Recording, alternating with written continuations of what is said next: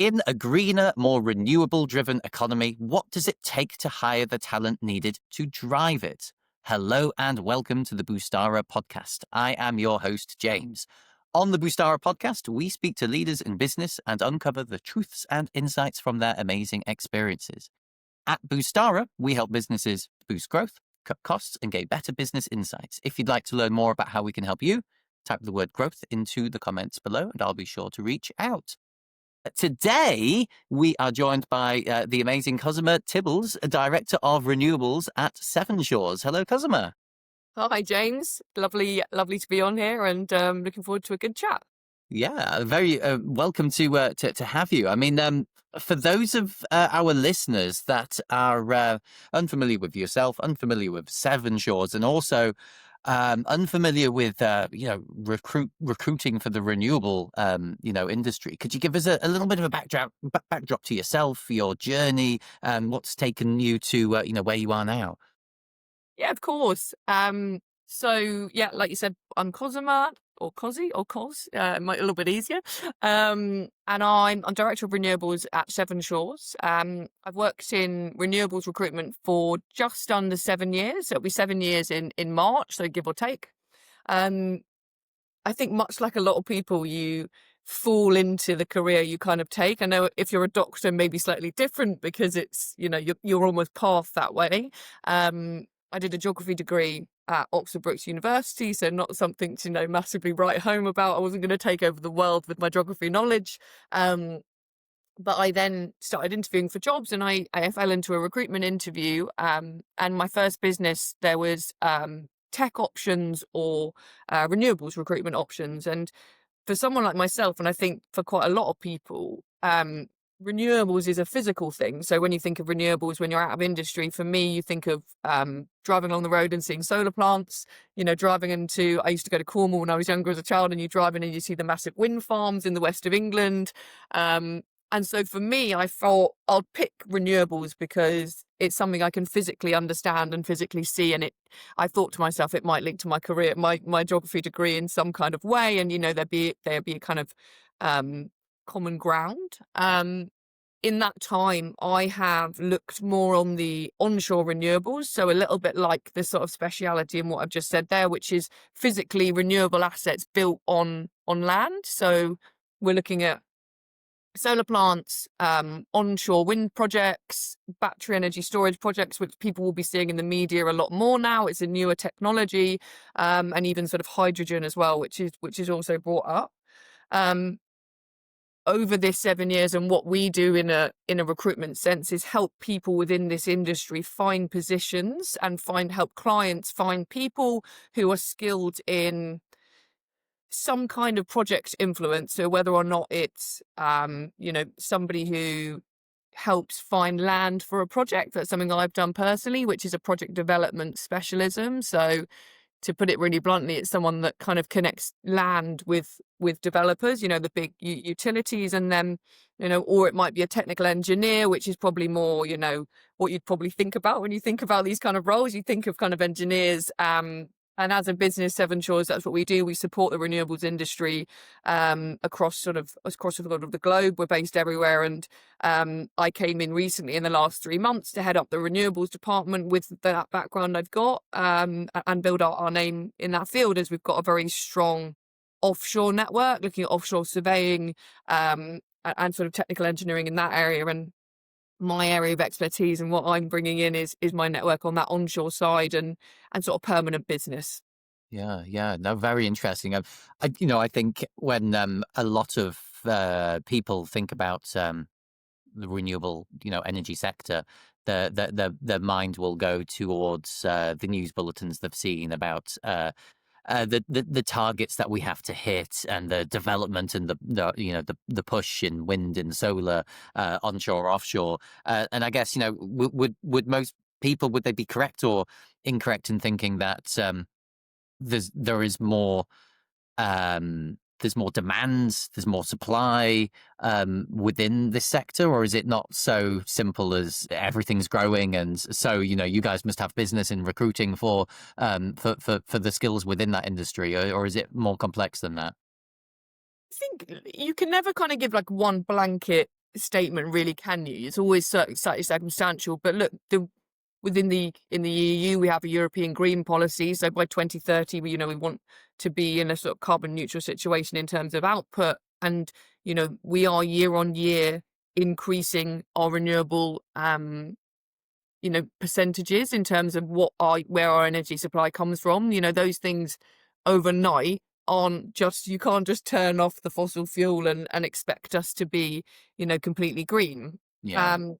But like you said, there are year on year more jobs, whether that's, especially with new technologies and therefore hiring people from different departments. So yeah, there is 100% a lot more roles, especially when we see different markets actually now slightly regressing, maybe not in terms of renewables, in terms of different backgrounds, whether we're looking at, different areas of business. But renewables is I'm not an investment expert, but it's a stable investment in the sense of it is something that we need and we have to have. So with that comes a supply and demand. Interesting. What are the challenges associated with hiring into this sector, into this niche that maybe you wouldn't experience in other sort of recruitment sectors? I think that a massive one has been is a skills shortage, in the sense of renewables is quite new. It's some markets, one of the markets which is probably the most mature is Germany, and that in itself has probably only really been going for sort of maybe 20 years, really.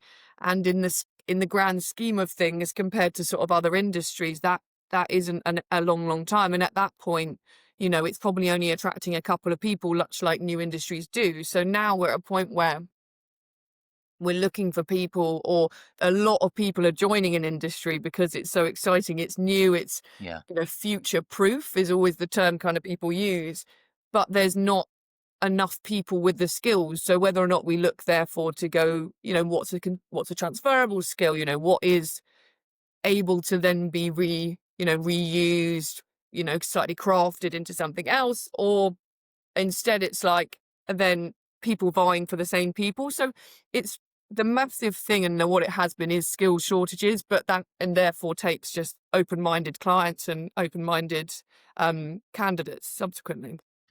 Yeah, because a lot of the projects, presumably, are long-term projects Yeah, that's a stable job for people, right? yeah, yeah, definitely. I mean, look, a solar project is exciting for people because it's a 3-year project.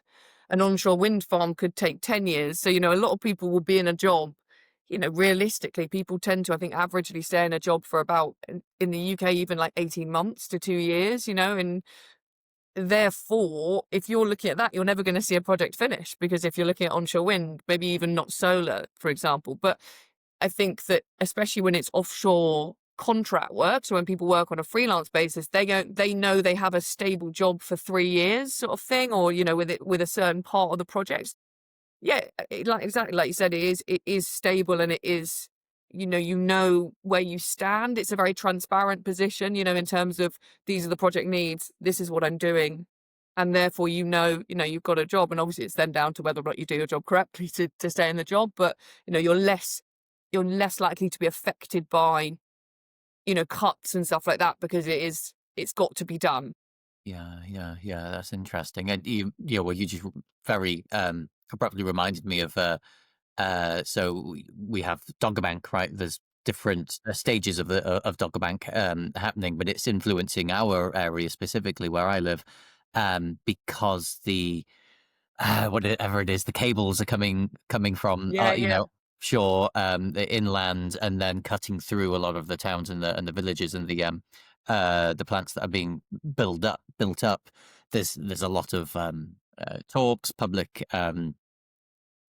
consultations, but I imagine the jobs within the renewables, it is quite far ranging as well, right? So a project such as that, it requires industry professionals from a range of different industries being involved within that one project. Yeah, yeah, exactly. I think there's so much that goes in even before that happens. So you're saying, like, with the cabling, obviously that's massive, but even before that, when people are even just planning, we're talking, environmental people we're talking, it's so much. And I think that a lot like large construction projects always do, like you said, it influences the local community so much in a really positive way because it's creating jobs and a lot of struggle is around at the moment in certain sectors it's there aren't enough jobs and there are too many people, and this is an opportunity actually in this sector to really push forward and actually really help with different areas of the country which maybe would have been neglected with other positions, where now you're opening up a whole market in so many different ways. Like you said, like it might not even be a renewables expert, it might even be hospitality in the area, stuff like that, which is therefore a knock-on effect of a really, really, really positive project. And I'm sure there are people who'll be like, oh, it's a very loud construction project, but there's a lot of good things that go with it, Yeah, there's both sides to it Yeah, always, yeah, right? yeah, I yeah. guess, what trends have you seen, sort of change or develop over time, within the sector? I suppose, and how are they impacting, the way that you hire, the way that you speak with clients? Things that the thing that we need to realize is, and a lot of people are asking at the moment is the market down? And the main thing is, should we be worried? Should we be not moving job at the moment? Because there is an overarching point of the jobs are maybe a little bit down in terms of the last couple of years. In about, I think it was the year of COVID or just after COVID, so 2021-ish, there was a massive boom in jobs, in solar, in renewables. It was almost like we're out of this, horrendous pandemic, and suddenly we're able to breathe again. We know that we've got the money. We know we're going to be okay. We're only going to go forward. And so that year was when you could do less sort of maybe inventive recruitment. So you weren't having to kind of dig around so much to find the people. You weren't having to maybe be so creative with clients. Yeah. And I say that honestly, because I think a lot of people that joined recruitment in that year thought this is so easy. This is Mm. this is how you do this job. And I think that the reaction then the following year was, we aren't down, we're just not as strong in terms of the growth that year. We haven't exponentially started, going off those numbers. We're at a normal hiring phase at the moment. People are hiring, they're making their hires quarterly, but it's not that, use of a better term, throw shit at a wall and it'll stick sort of thing.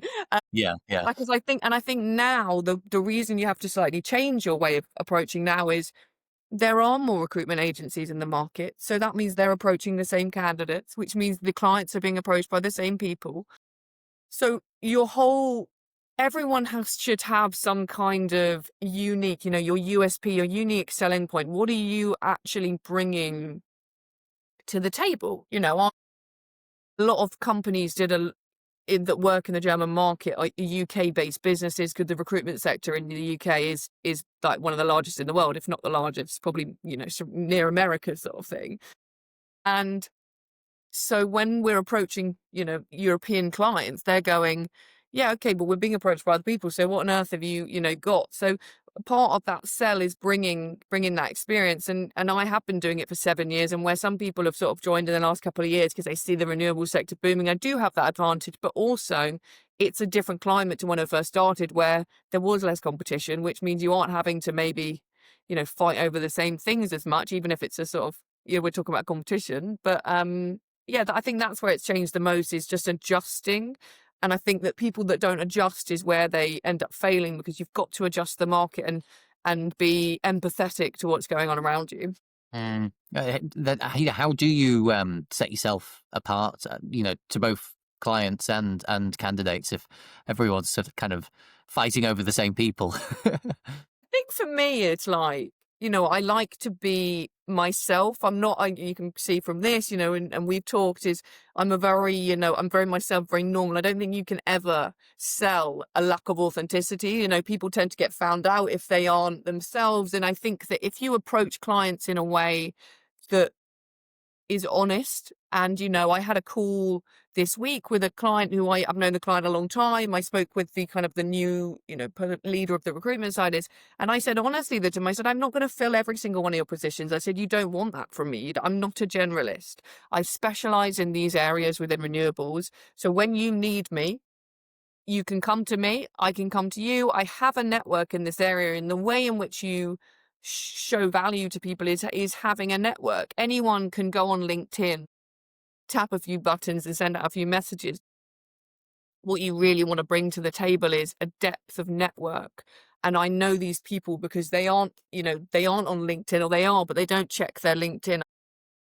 An example of that is, my brother has worked in his industry for 14 years and he only got LinkedIn last year because he felt like he had to. So it's like, some of these people are really, really experienced people, but they're not in recruitment, so they don't need to be on LinkedIn every day. I mean, thank God, if I didn't work in recruitment, I'd not go on LinkedIn every day. I just wouldn't do it. So I think for me, it's an honesty, a showing of what I can bring, and not selling something I can't, and Yeah. also just also bringing that network with me, and I'm not one of those people who's going to, especially not this like far into my career, who's going to aggressively blow up your phone and say, you've got a job, you've got a job, you've got a job. I don't want to do that. What I want to do is approach you in a polite and amenable way, show you what I've got that can offer. If you say that's not for me, I go, cool, let's stay in touch. What will be better in the future? I'm not gonna go, but I think it could be okay.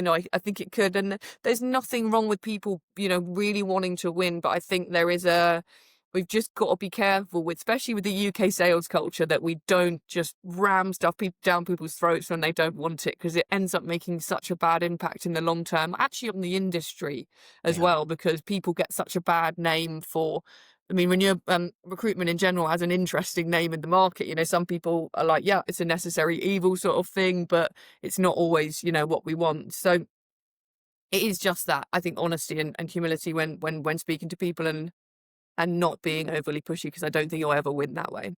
Yeah, that's a very interesting insight that echoes what a couple of people have previously said, in that a lot of, especially in the UK, a lot of British people are tired of that, Mm, in, say, on LinkedIn, of being sold at, 20 times on LinkedIn yeah, messages. Do you need my services? Do you know this is what I do?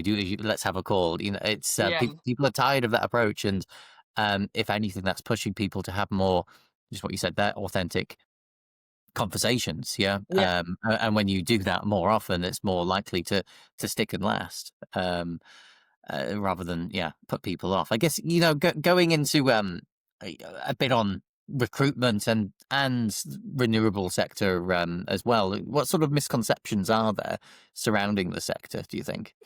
I think recruitment in itself as a sector is known for, like you just said, the pushiness, the overselling, the maybe slightly tone deaf sales techniques, and and like working culture as not being a progressive one. I think renewables as a sector in general, I think there's probably a slight thing of like, there's an abundance of jobs, so therefore I can just get a job in renewables if I want to. I get a lot of people reaching out to me on LinkedIn, which I do my best to try and go back to as many people as possible, saying, I'm looking to move to renewables, and I'm always open to talk to people and say, the thing is though, if you're moving into this sector, you are starting at the beginning. And I think a lot of people, transferable, kind of backgrounds, being real estate, legal, moving into kind of these renewable positions, and they sort of go, well, I'm on this salary now, and I'm very well respected. And it's like, yeah, of course you are, and I do not doubt that at all.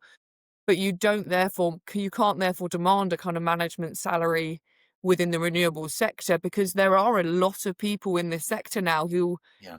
and why is that fair on a younger person who's sort of cut their teeth in the industry and ended up doing, really, really well? Why should they be, disadvantaged compared to you just because you've worked in, real estate for 20 years? Some companies of, everyone always talks about the anomaly. They always go, well, no, but this is, I've had this before. And it's like, but that's the anomaly. That's not the trend. So I think Mm. that is the misconception, that you can kind of walking in demand because you want your slice of the cake sort of thing. And that sounds a little bit aggressive and a little bit nasty, but it is true. And I think that is the Mhm. misconception. Yeah, no, that's really interesting, and I think that's I I think that's a hard pill for a lot of people to swallow if they find themselves wanting to or having to switch industries, that thinking exactly that. Well, I've got this background and skills. My salary should just you switch Yeah, over, but not necessarily happening like that. And I suppose it begs the question of, well, why? Why are you then leaving your original industry or your original role, going into this? Is yeah, be a deeper um, reason for you to do that, not just follow what you think not is just maybe the money, cash. right? Yeah, Yeah, yeah, definitely. yeah. Where do you think AI comes into into play with recruitment? What sort of impact are you seeing AI having within the industry? Is it with with renewables, or is renewables not escaping its effects? I think there's like so many sides of that. AI is obviously seen, everyone's talking about it, everyone's discussing it. There's loads of positives, loads of negatives, everything. But I think in the recruitment sense, and I'll go on to talk about renewables, but with the recruitment, you can see on a granular or like a kind of boring level, people, post more on LinkedIn. They post more lengthy stuff on LinkedIn. And I don't see any issue with that whatsoever. There's nothing wrong with helping yourself out with certain things to do with the market insights. People go on LinkedIn to ultimately network, understand a little bit more about industry, etc. Um, Maybe it might aid you with a part of recruitment which is quite labor intensive sometimes, is message writing, and job description writing, stuff like that. If you can gain a little bit of help from something like that, I don't think there's anything wrong with that either, because ultimately it's, you're improving your efficiency really.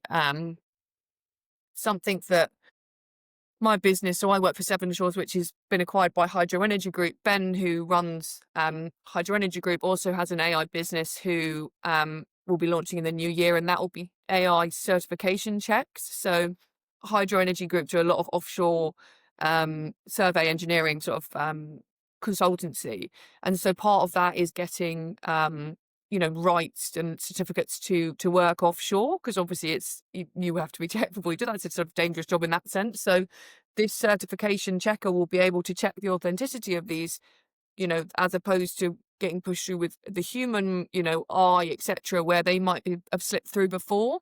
Hmm. Um, a lot of people will know as well that the longest part of doing these placements or putting people offshore is actually organizing the travel, getting these certification checks. So actually, where you could be doing more and adding more value to your clients, you are spending a lot of time working on, you know, admin, so to Hmm. speak. And obviously you might have administrative support in your company, but that is still then, a cost and something that will affect the business. So on the recruitment side, that's such a fantastic and revolutionary thing to bring through, because your efficiency is so much better and you're focusing on the stuff that you can actually really, really bring value to, and maybe stuff actually where, you would be otherwise, not wasting time, because it's not the right word, but you understand what I mean. It's a little bit like that.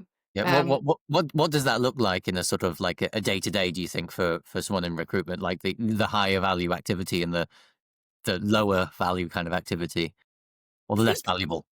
I don't think it's linear. I don't think I'd say that for everyone, but I know that with the hydro team who do that, they're spending a couple of hours a day on this kind of thing, because they'll get requirements through which are, I need 4 people going offshore tomorrow. So they're not only are they getting the CVs over, they're then spending their evenings, when most people would be logging off because it's not quite a time sensitive position.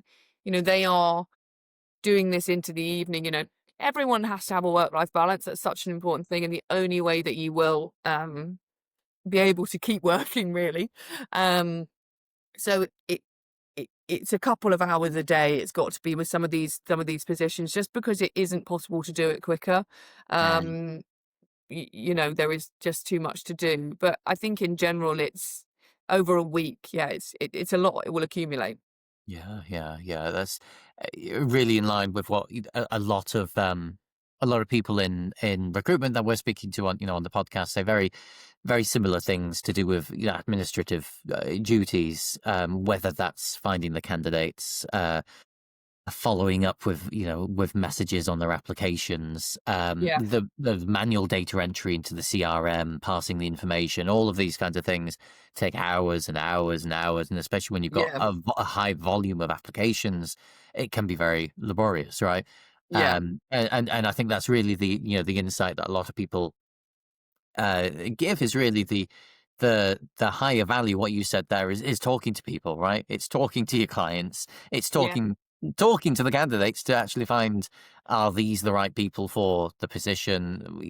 You going through the motions of interviewing. That's the highest value that a recruiter can really give beyond going through all of the administrative tasks. It's actually making that decision, speaking to people, and decision making, and talking to the clients and checking up on the candidates that have been placed. And when you can get rid of everything else that's not that, then Yeah. that's fantastic, right? But I suppose doing it in a way that's accurate, that's compliant, and that actually adds to the business and to your client's business.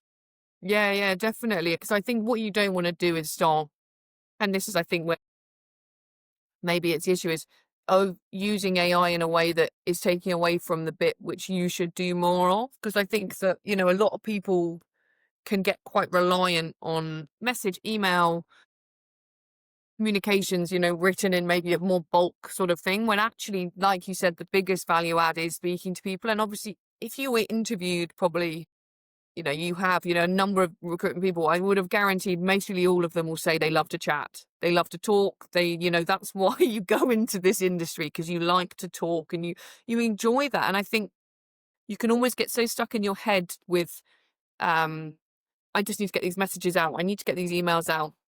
I haven't got time for these phone calls. And then you forget that the real reason you're employed is, and you can make a joke, you'll be replaced by AI. The thing that we can do is, which AI can't, is that talking, that personal touch. And obviously I just said that to you around, sales. You're not gonna truly connect with a client, if or a candidate if it is just over message. You need that, human nature, that collaborative feel of speaking on the phone. And like you said, when you've got that out the way, the admin stuff, you have to then do, the human touch, really. Yeah, and that's what will set you apart from competitors, I guess, and your 100%. success, your growth into the future is being able to do that at an even higher level. A few people have mentioned instances, and I'm curious to know if you've encountered this, or to what extent. Of, for example, we had one entrepreneur come on, and he said he was someone booked a meeting in with him. He joined the call, and it was clearly the person had put a bot on the call. So it was an attractive young lady, but he knew it was AI generated, and he just said to her A B C D E F G, and it was confused. It didn't know what to do, how to respond, and he just exited the call. But very interesting was someone telling me how applicants are joining interviews using an avatar bot to actually do the interview on their behalf, and getting the job and then showing up. Obviously, it's not matching. The avatar isn't matching Yeah. to the actual person, and that being very awkward. Then they've signed the contract, but it wasn't them that actually sat the interview. It was an avatar bot. I don't know whether that's do you discredit the candidate? Probably, but then also, how didn't the interviewer, the recruiter, spot that on the on the call? I don't know how Yeah. clever was the avatar, but have you noticed that kind of behavior from candidates utilizing AI more?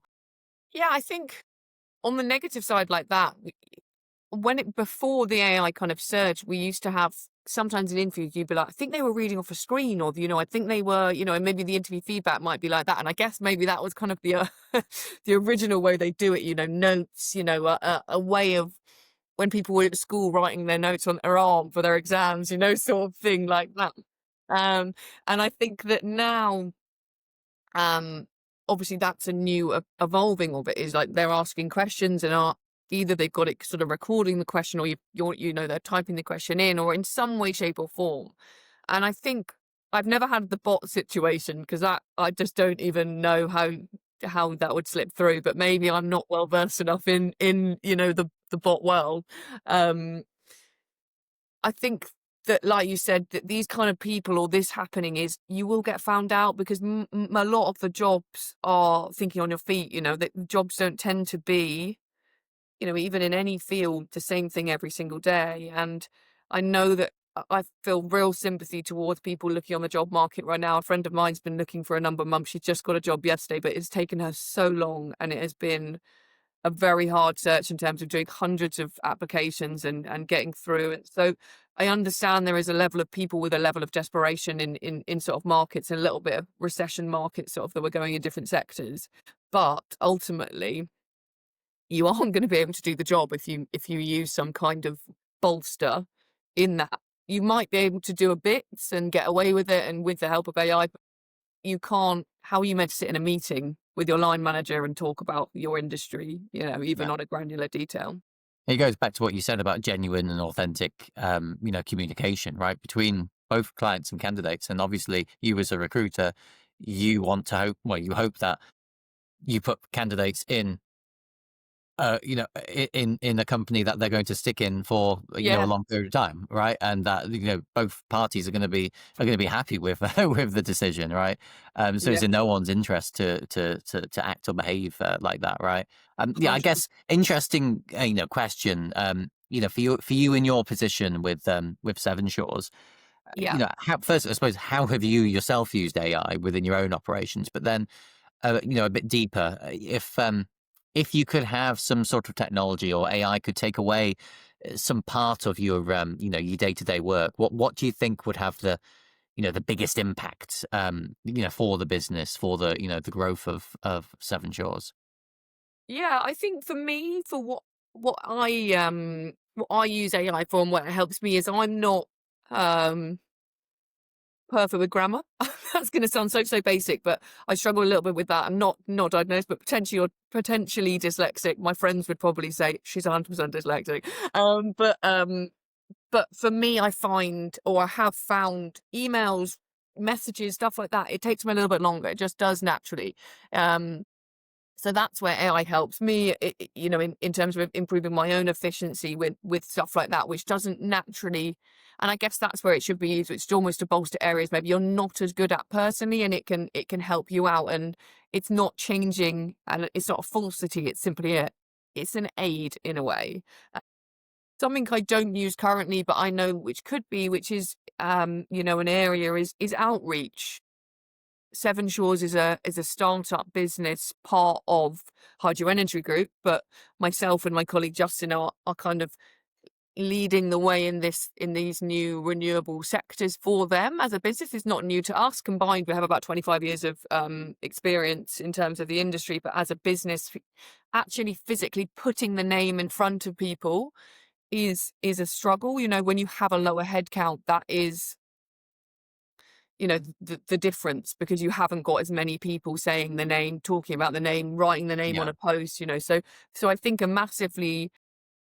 I guess a challenge in that though is, it's great because you can get an outreach, but what I want to keep is, like, as much as we want help with outreach, is keeping that authentic touch that I mentioned, in terms of we don't want to be a generic outreach in the sense of it not being us. So it's getting that kind of happy median of outreach, but also keeping culture, which I think is a thing that you always have to do with businesses growing, is how do we do stuff in en masse and scale, and keep that why who we are, and values, etc., as you do it.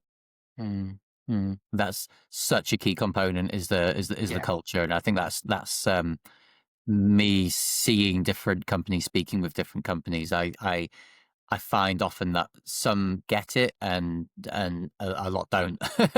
And from my previous life, when I lived in Shanghai, that was the Chinese do business in a different, very different way, Yeah. and they look after their people in a very different way. And I was very fortunate to find myself in a place that the company culture was taken very, very seriously, and it was cheesy, to an extent, but the whole place was felt of as an extension of your family. But Yeah. the thing that they said, and when I repeat this to UK companies, it gets a bit of a like, really. But it was taken as fact there is that you put your staff first and your customer second. Now we would always say that, oh, the customer is always right. That's something that Yeah. we've got in our minds. There it was always, the staff are first, the customer second. But the logic behind that was that if you look after your people well, they will look after the customers well. And over the long term, if you've got a culture that looks at things in that way, your company will last into the future. Mm. That's going beyond, recruitment, but just any company. If your Yeah. staff internal culture is super strong, then that will keep you going long term. And it's exactly that. If your company culture is all based off of, well, Cosima's got this target, Fred's got this target, she's got this target for outreach, and you're all going direct, and you've got to be salesy, and you're all competing with each other. It breeds a culture that's maybe not so nice, not so friendly, right? Yeah. And don't get me wrong, it can be done well, but it's got to be done strategically, and everyone's got to be on board with the way that they're working together and working with clients and what they stand for, right? Yeah. I think I've done a couple of management courses over the years, which you end up doing. And I think that there's a couple of things, which is like there's the North Star principle. So everyone's going in the same direction. And, everyone knows where they're going, and therefore means we're all working together. And then there's also that kind of golden thread principle, which is where everything at the top of the business is linked down through that culture, through that values, through people doing exactly the same thing at every different level. And I think that where businesses go wrong, and that's where, people end up leaving, and therefore actually does affect recruitment, but is where they either Which is good scale for really, you. really. Yeah, fantastic. No worries. Need a fix, I'm here. But they maybe they hire lots and lots of people very, very quickly because of investment, because of even vanity, wanting to be a bigger business. And then what they do is they accidentally in the process destroy their culture they originally had.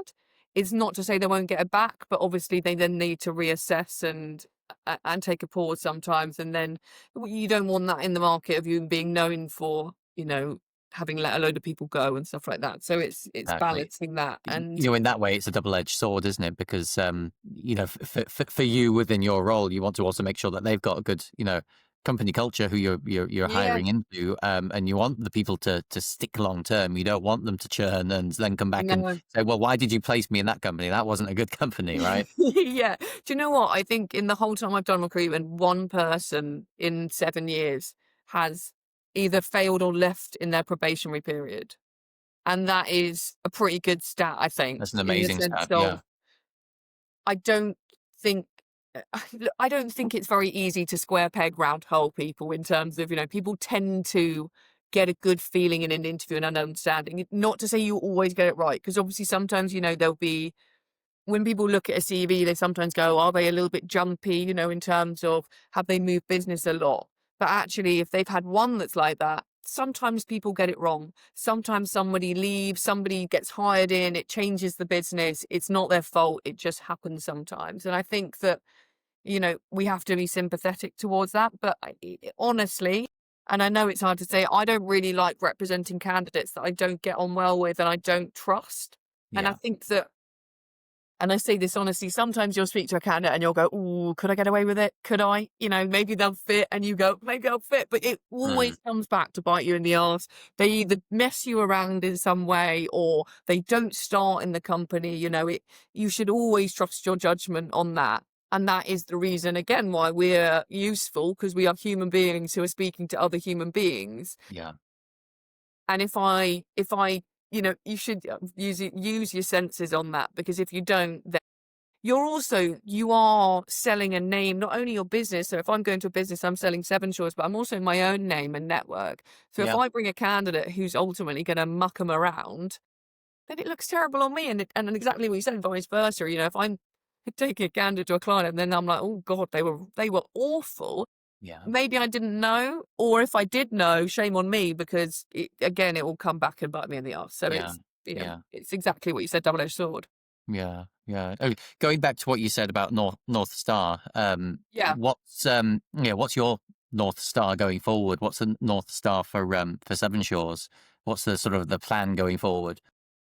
I think for us, it's all about client relationships and making sure that we are client first. We have a good network between us, and one thing that Seven Shores do really well is we have a number of clients in the offshore space, which we can service across a number of different areas, and that client care is really, really important. We don't want to work with everyone. We want to work with people that want our services and we can bring value to, like you said. So where we cover that project life cycle of the onshore side, technical engineering on the offshore markets.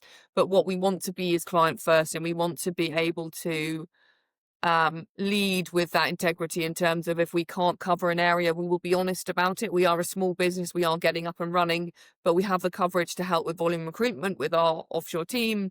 And then with our just what we do in terms of our fields, we can offer that, and when we can't offer it, we will be honest about that. So that kind of, that's our North Star. We are skilled, we have a network, and we want to work with people in that space. We're not looking to just sort of throw our hat in every single ring if it's not going to bring any value. It's a waste of your time and ours. So yeah, that client first mentality. Yeah, yeah. So I guess obviously candidates that uh, that I suppose genuinely want to find a position within renewables.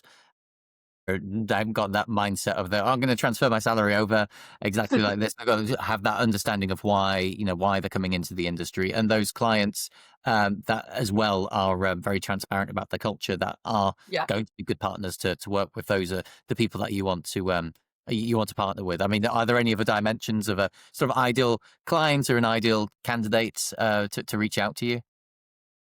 What types of businesses? Yeah, yeah, yeah. Who is your ideal client? Yeah. So for me, personally, as a part of Seven Shores, my area is it's a global reach, but is onshore development activities. So that's, like I mentioned at the beginning, that's onshore wind, that's solar, that's battery energy storage, and within that being people that are in the projects team. So whether it is pre-construction, construction, operations and maintenance, we are globally reaching. I have a lot of network in Europe. We are offices based out in Dubai. So we're also looking at the MENA region as well. And with time differences, we also have an individual based in Malaysia. So we are very well versed to be globally reached.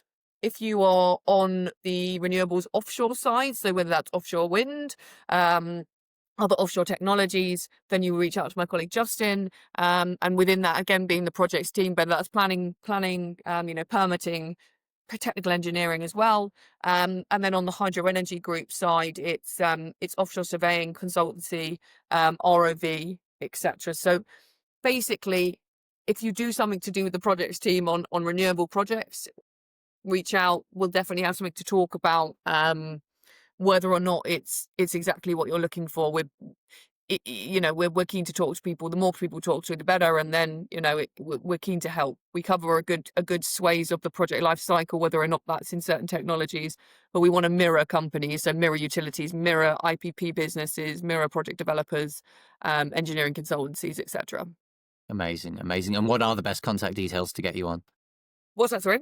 What are the best contact details to get you on for anyone wanting to reach out? Yeah. So LinkedIn, Cosima Tibbles. As you know, that's my name. If you were looking to email me, it's ct@hydroeg.com. And then my phone number, I'll reach out to you with that in the long run. Brilliant, brilliant. I'll put those contact details Yes, exactly. below. But I would highly encourage. I mean, I think anyone that's listened through to this can really feel that working with yourself. You're genuine. You are authentic. Exactly what you explained. What a good recruiter should be, and working with yourself, they're going to be well looked after, and they're going to have candidates. Well, with the statistic that you just gave me, 1 out of 7 years. I can imagine you're going to be very well looked after from both sides, from the candidate and the client's Yeah. side. But a few takeaways that I would say from this conversation for myself. Renewables, it is a fast-growing, future-proof, exciting industry. Like we said, don't Yeah. expect that whatever past qualifications, past skills that you've got are going to be immediately transferable into the industry. You've got to be open-minded in that sense, but also probably understand that money goes up and down, right? It could transfer, maybe doesn't, right? Yeah. Just be open-minded in that sense. In terms of authenticity, that's the most important when it comes to recruitment. And AI can probably will take a lot of the administrative duties away, but exactly those conversations between candidates, between clients, those can't be replaced, and they shouldn't really be replaced. And exactly for that statistic, what you said, we want to put the right people in the right places, and we want people to stick and have the careers, have the candidates, have the workforce that they deserve, right? And that is the placing of very good recruiters, is to do that job.